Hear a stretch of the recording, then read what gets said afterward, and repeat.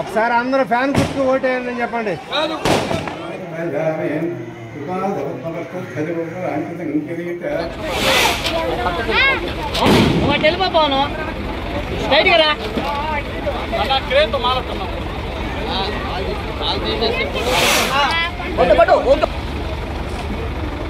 అక్కడ చూడ రే పవన్ అటు చూడరా.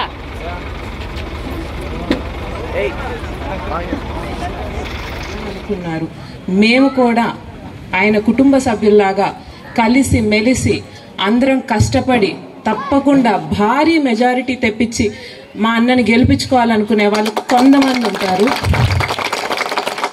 మా అదృష్టం మాకు అలాంటి వాళ్ళు దొరికారు. ప్రతి ఒక్కరు ఎక్కడికైనా వెళ్తే ఎవరినైనా అన్న అని పిలుస్తాము మర్యాద కొద్దీ, కానీ ఇక్కడ ఎవరు అట్లా మర్యాద కాదు. నా సొంత తోబుట్టు అనుకుని అక్క అంటారు, నా సొంత బిడ్డ అనుకుని పూజమ్మ అంటారు. ఇక్కడ ఉండే వాళ్ళందరూ కూడా నా పెదనాన్నలు, బాబాయిలు, పిన్నులు, పెద్దమ్మలు, ప్రతి ఒక్కరు నా సొంత బంధువులేనండి, వేరే ఎవ్వరూ కాదు. ఇక్కడ నేను ఓటు అడగడానికి వచ్చాను అనడం కంటే వీళ్ళందరూ నన్ను తీసుకొచ్చారు అని చెప్పడం కరెక్ట్గా ఉంటుందేమో. ఎందుకంటే వీళ్ళు ప్రతి ఒక్కరు అంటారు, అమ్మ మనం గెలిపించుకోవాలి, నాన్ని భారీ మెజారిటీ తెచ్చుకోవాలి, నాన్న ఎంత పని చేశారమ్మా, ఎంత కష్టపడ్డారమ్మా అని చెప్పి. నిజంగానే నాన్నగారు చాలా కష్టపడ్డారు.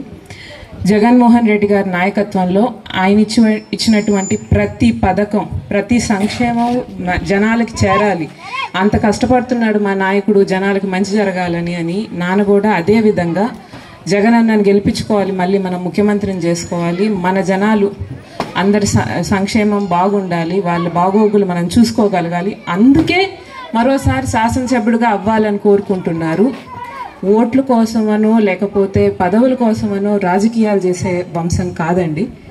జనాలు ఇష్టపడి కూర్చోబెట్టారు నాన్న అక్కడ, దాన్ని నిలుపుకోవడానికి ప్రయత్నిస్తున్నాం జనాలకు మంచి చేసి.